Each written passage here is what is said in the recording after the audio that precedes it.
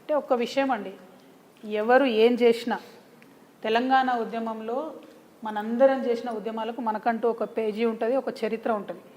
కేసీఆర్ గారికి మాత్రం ఒక పుస్తకమే ఉంటుంది. నేను ఇవాళ కేసీఆర్ గారికి విభేదించవచ్చు, నేను ఇవాళ బీఆర్ఎస్ పార్టీలో లేకపోవచ్చు, కానీ కేసీఆర్ గారు చేసిన ఉద్యమానికి ఆయన చరిత్రలో ఒక పుస్తకమే ఉంటుంది. ఆ విషయాన్ని కాదు అని చెప్పి రేవంత్ రెడ్డి గారు కేసీఆర్ గారిని రాజకీయంగా ఎదుర్కొనే దమ్ము ధైర్యం లేక ఆయన మీద విమర్శలు చేస్తున్నారని నేను భావిస్తున్నాను. నేను కేసీఆర్ గారికి మద్దతు ఇస్తలేను. రాష్ట్ర రాజకీయాల్లో ఒక మర్యాదపూర్వకమైన వాతావరణం ఉండాలని కోరుకునే ఆడబిడ్డగా చెప్తున్నా.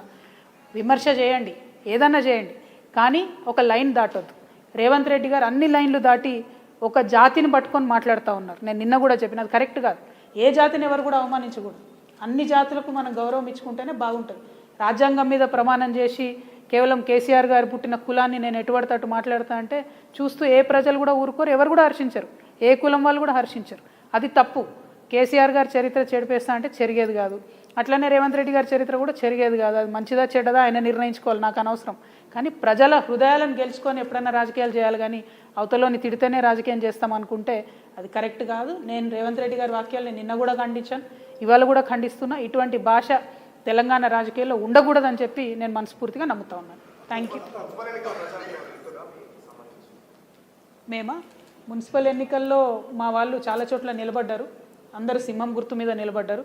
నేను ప్రజలందరిని ఒకటే కోరుతా ఉన్నా, రెండు పార్టీల వైఖరి మీరు చూసిండ్రు. కాంగ్రెస్ వైఖరి ఎట్లా ఉందో, బీఆర్ఎస్ వైఖరి ఎట్లా ఉందో, ఇక బీజేపీతోనైతే మనకు సంబంధమే లేదు. కాబట్టి ప్రజలందరినీ రిక్వెస్ట్ చేస్తున్నా, మాలాంటి వాళ్ళు, కొత్తగా వస్తున్న వాళ్ళు, సింహం గుర్తు మీద నిలబడ్డ వాళ్ళు, ఇండిపెండెంట్గా పోటీ చేస్తున్న వాళ్ళు, సిపిఎం పార్టీ వాళ్ళు, న్యూ డెమోక్రసీ లాంటి వాళ్ళు, ప్రశ్నించే తత్వం ఉన్నటువంటి ప్రతి ఒక్కరిని కూడా గెలిపించమని నేను రిక్వెస్ట్ చేస్తున్నాను. Thank you.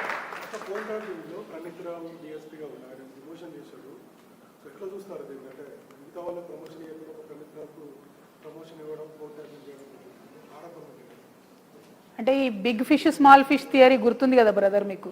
స్మాల్ ఫిష్ని పట్టుకొని బిగ్ ఫిష్ని ఇడిచిపెట్టుడు అనేది ఫోన్ ట్యాపింగ్లో కూడా అదే జరుగుతుందని నాకు అనిపిస్తుంది.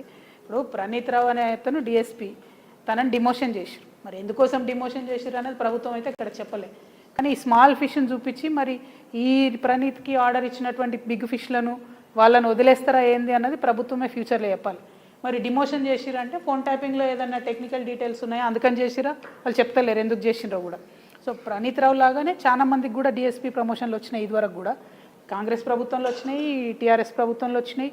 సో డిపార్ట్మెంట్ని ఇట్లా డిమోరలైజ్ చేయకుండా, ప్రభుత్వాలు మారినప్పుడల్లా అధికారులను వేధించకుండా, దయచేసి పొలిటీషియన్స్ మనం ఆదర్శంగా నిలబడాలి.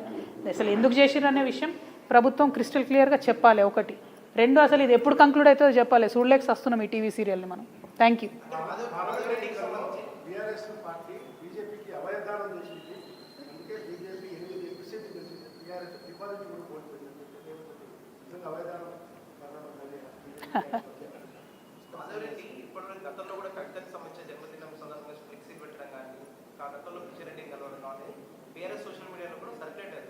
అవును, మాధవరెడ్డి తెలంగాణ ఉద్యమ సందర్భంలో మా జాగృతిలో ఉన్నాడు. మా జాగృతిలో అనేక మంది వేరే వేరే పార్టీలలో ఉన్నారు. ఇవాళ బీఆర్ఎస్లు ఉన్నారు, కాంగ్రెస్లు ఉన్నారు, బీజేపీలు ఉన్నారు. అట్లనే అన్ని డిపార్ట్మెంట్లలో మా వాళ్ళు ఉన్నారు. పోలీసులు, ఎస్ఐలు, రెవెన్యూలు. మాది 20 ఏళ్ళ సంస్థ, చిన్న సంస్థ కాదు. వేల మందిని నాయకులను ప్రొడ్యూస్ చేసినాం. ఎట్లయితే ఠాగూర్ సినిమాలో చిరంజీవి గారికి అన్ని డిపార్ట్మెంట్లలో ఉంటారో అట్లా మా జాగృతి వాళ్ళు అన్ని దగ్గర ఉంటారు.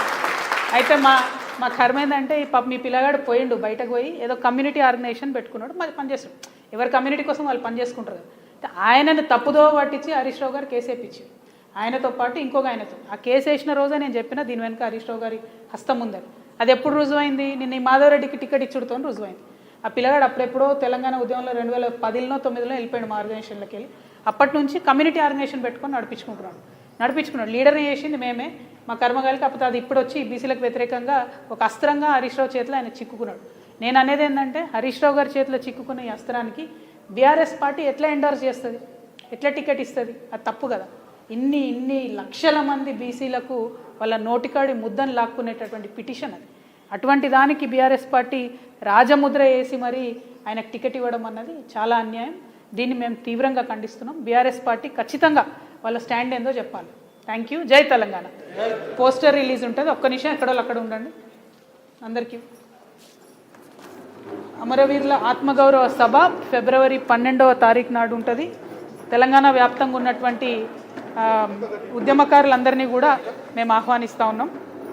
జై తెలంగాణ, జై తెలంగాణ, జై తెలంగాణ, జోహార్ తెలంగాణ ఆత్మవీర్, జోహార్ తెలంగాణ అమరవీరులకు.